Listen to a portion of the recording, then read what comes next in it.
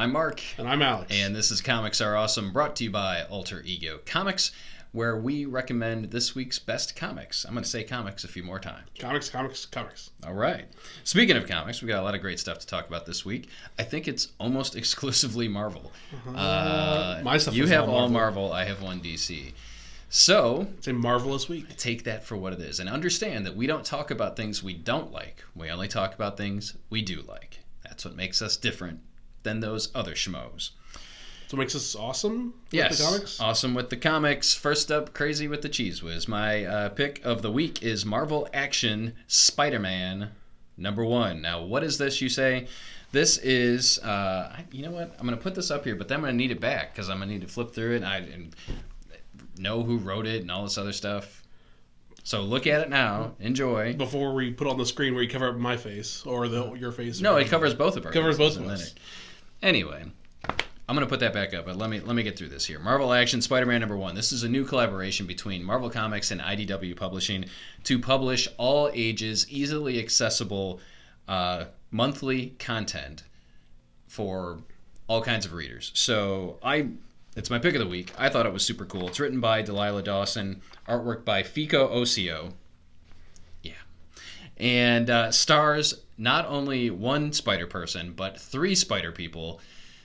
Peter Parker, Miles Morales, and Gwen Stacy are miraculously all the same age, approximately, and all possibly going to the same school and all possibly bitten by They're at least all the same internship. Yes. So they're interning for the Daily Bugle.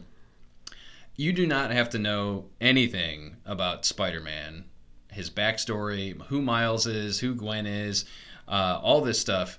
Delilah Dawson does a great job of making this a great first issue for anybody. I would give this to my 9-year-old.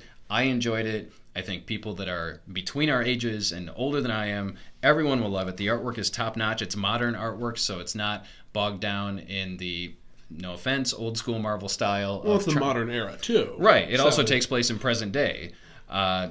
It's just a great story. It's got humor. It's got action. It's got everything you want in a Spider-Man comic book. Remember how you felt when you first started reading Spider-Man comics? I'm talking to you, 40-year-old somebody out there. Maybe even you, 20-something-year-old person. This is what it's like. You're getting to experience the beginning of a Spider-Man story with great characters and great artwork. So here it is. For those of you that have been asking, I want a Spider-Man comic that I can give my son or daughter who happens to be, it could be 6, could be 16, could be 60. I think this is for everybody. And I think this is going to be around for a long time. IDW and Marvel are teaming up on several new titles. Spider-Man is the first one out of the gate. We also have Avengers and Black Panther in the pipeline. All right. With that, now you can look at the cover. Yeah, it'll be on that while I talk about this one. There you go. It'll be confusing. It'll be confusing, and I'll forget things. So my first pick is Riri Williams' Ironheart #1, the first ever self-titled Ironheart book focusing on Riri Williams. Because I know a lot of people are like, oh, Iron Man, when Riri was the first introduction of Ironheart, like, oh, I don't want my Iron Man to be a woman, blah, blah, blah. Well, shut up, you're wrong. It was a good book. But this actually is a full-branded Riri Williams self-titled book of awesomeness. Written by Eve L. Ewing. I'm guessing that's Ewing. Yep. And Kevin Limbrata and Lucio Lucio V. I'll do it that way. So if you're a fan of Riri, she's been in Champions lately, and she's their own Iron Man person, Iron person. We should have an Iron Army, I think. First Spider-Verse, next Iron Army. Let's happen. But yeah, it involves her actually in college, MIT, I believe, and she has like this work grant or whatever, and she's balancing her superhero life and her personal life, and a lot of it takes place outside of the Ironheart persona. We see her as Ironheart in Champions and other books, but this is actually Riri Williams, all about her, and her coming up with her own superhero character and trying to be her own person that has her own tragic origins. That's the thing, that all your parents or some of your parents need to die. Some of them need to die twice. Her dad and her stepdad both died, and her best friend, and coming up with an AI, and then yeah, it's tragic, but she's she's juggling the balance between superhero life and actual life, and it's a good read, and I like Riri. She's fun. I thoroughly enjoyed it as well. It was neck and neck with Marvel Action Spider-Man for my pick of the week. Eve Ewing got a lot of press when it was announced that she was writing this. She's an African-American woman who has written poetry and other things, and she's definitely a strong voice within the African-American community, and I think that's great. I think comics are inclusive of everybody, and we want kids of all shapes, sizes, colors to be able to pick up a book and see a character that looks like them, acts like them, someone that they can identify with. And even me, as a 45-year-old white male, I can enjoy Ironheart for it being a fantastic story. And I guess there seems to be a backlash in the comics community against inclusivity, but don't listen to those people. Well, I think the problem was making the same name a different character. And it was more than that. Some people are just evil. People are. But I think I know comics are for everybody. My problem with when they change characters, like, well, just make them their own character. Make them their own character instead of giving them someone else's name. Right. And this is her own character through and through. Absolutely. Very interesting character. Reminded me of kind of a cross between Peter Parker and Henry McCoy, aka the Beast. So she's super intelligent, but she feels alone. Yeah, she doesn't have her best friend was killed in a drive-by with her stepfather, as Alex said, and now she's surrounded by a bunch of nerds at MIT, and she's not really making the connection. And even though she's part of the Champions, she doesn't necessarily feel a connection with a lot of her teammates as well. So Ironheart is an excellent first issue. You don't need to know anything about the character to be able to pick it up and enjoy it. That's the other thing. It does build her groundwork. It does a full recap without having to do the previously in, and it's a really good, solid origin story. I thoroughly enjoyed it. Next up for me, we'll stay in the world of Marvel. Fantastic Four #4, written by Dan Slott. I do not have a copy here because we are sold out. Imagine it there. Yeah, imagine. I'll digitally superimpose it. We'll fix it in post. So I really enjoyed the first 2 issues of Fantastic Four. I was not crazy about the 3rd issue of Fantastic Four. I felt like it was a little too forced. The resolution was a little too fast. But this issue is where Reed and Sue and the kids are truly reunited with Ben and Johnny, and the Fantastic Four comes back to New York City. So this is kind of the payoff, and they run into a New York City that maybe hasn't missed them as much as they should have, a Baxter building that no longer belongs to them, and a super team that's kind of bogarting their name and suits and abilities. And so yeah, it's not exactly the warm welcome that maybe we wanted to see as readers, but I think that Dan Slott does a great job of injecting emotion into this story, letting us see kind of both sides, the Fantastic Four side and everybody else's side. And this kind of it changes the status quo for the Fantastic Four, which I'm all for. It's very hard for me to stick with a Fantastic Four comic because it's kind of like Superman. You have to do a stellar job telling a story involving someone who really who's the strongest being on the earth. It doesn't make for a lot of creative, engaging storytelling. Fantastic Four, you've got Reed Richards, arguably the smartest person on Earth, and you've got Valerie Richards, the true Valeria, who is smarter than her father. Ben Grimm. How often can you read about the struggles of being a rock guy? I do have some questions about this marriage that's coming up, but we'll save that for Jason Lee and Stan Lee and Mallrats, I guess. But yeah, Fantastic Four issue #4 was what I wanted it to be. I really dug it, and I'm looking forward to seeing where we go next. And issue #5 is the wedding issue of Ben Grimm and Alicia Masters. So I think that Slott is doing what a lot of writers are doing now within Marvel and DC, is they are telling engaging, interesting stories with these characters that have been around for decades. And that's not an easy thing to do. It's not an easy thing to keep all of our attention, to satisfy, a middle-aged guy and a, whatever you are, a 20-something person and a teenager and a 60-something person, everybody who has their own vision of what the Fantastic Four should be or what Superman or Spider-Man should be. But Dan Slott is my guy. I'll read anything that he writes. Well, and one thing I like to address, like, before we were doing this, trying to figure out what issue it was on, I was like, well, let me look it up. I was like, oh, it's only on 4. It felt like it's been going on a lot longer than that. Well, there have been a lot of delays, unfortunately. Well, there have, but I mean, for me, wise, it's like, oh, it's only 4 issues in. It feels like they've done a lot more within those previous 3 issues. And I think Marvel 2-in-1 has helped. Marvel 2-in-1 has helped. So that's the segue into my pick, the Marvel 2-in-1 issue 12, starring the Human Torch and the Invisible Woman. It's just a fantastic week, I guess, with all the Fantastic Four. Haha. Is this still Chip Zdarsky? It is. It is. Chip Zdarsky. I mean, so I like the previous issue before because it was Ben and Reed hashing it out. Basically, Ben Grimm saying, "What the crap, man? You could have told me that you were gone. Like, you weren't actually dead."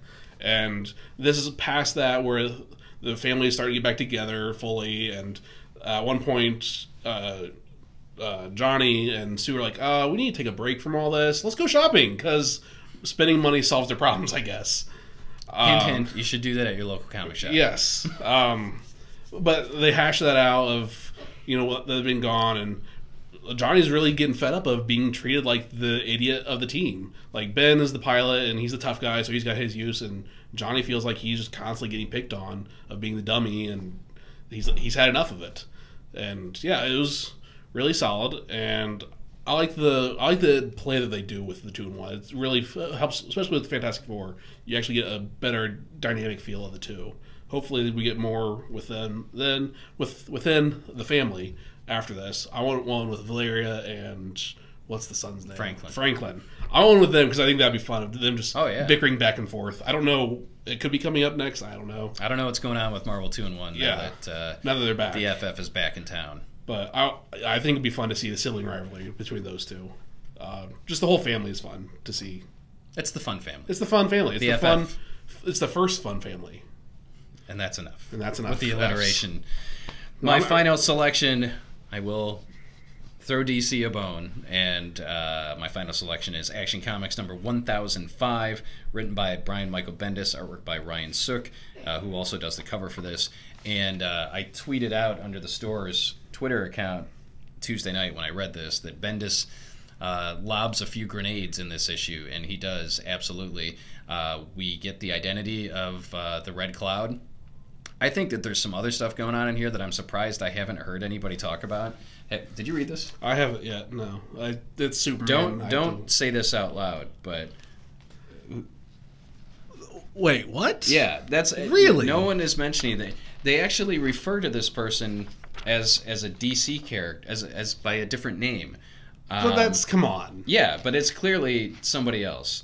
And they also bring in the Dial H for Hero dial, so Bendis is showing his comic book nerd geekery. They're bringing back Dial H. Yep, which is a very cool concept. And sidebar, J. Michael Straczynski wrote a great issue or two of Brave and the Bold featuring the Dial H for Hero. And so anyway, they're page 6, if you have this, go to page 6 and tell me that's not so-and-so. Which is a big deal. Because I'm sorry I'm being so cryptic. I don't want to spoil it for anybody. It ties in with something that has been tied in, sort of. Just stop. I don't. It's weird. You know what? I'll leave it at this. There's a character in here that is referred to as the Question. It is very clearly not the Question, I cannot believe that more people aren't talking about this. So maybe it is. Maybe I'm wrong. I don't know. But Alex and I both agree. That's a lie.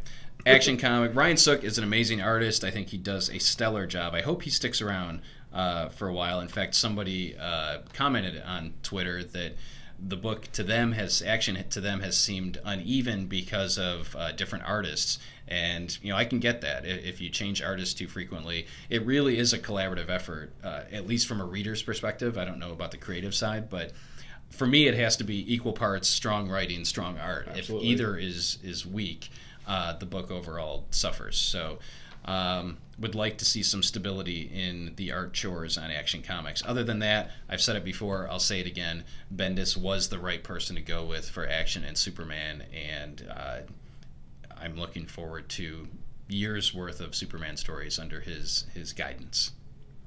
My final pick will be I guess the last one in the end. It is truly the final pick. It is the end. It is Dead Man Logan #1. I haven't been reading the previous Old Man Logan series. I don't know. It felt forced for me. Like, it's Old Man Logan. He's back. I don't care. But I did pick up Dead Man Logan because it is teased as the beginning of the end of Old Man Logan. And I really liked it. It was fun to see. I mean, I've seen him in the other X-Men books, running around with the gang and everything, and him being all grumpy and cryptic. But it looks like to me like this is the wrapping up from where the beginning of the Old Man Logan series within the Battle World, or it was part of Secret Wars and post Secret Wars, beginning of the actual series Old Man Logan, where he's all right. He's like, I know I'm going to die. I need to kill the people that killed my family, and he looks like his healing factor is gone. It's there, but it's fighting adamantium poisoning, and he's got something else going on. Cecilia Reyes is in here, and I'm not really sure. Because, likewise, I hadn't been reading the last several issues of Old Man Logan, but I read Lemire's run pretty religiously and thoroughly enjoyed it. But this is calling back to all kinds of stuff. Stuff that happened from issue 1, and then stuff that happened more recently that I'm not up on, like why he is sick. Right. I mean, he's always... regular Logan's back, so the old man's got to die, I guess. But anyway, it's I like to see them, like, okay, I'm in because he recognized that they're in the timeline past when he killed all the X-Men. Like, the point in time is past that. So spoiler alert. That's good. Well, slight spoiler. Yeah.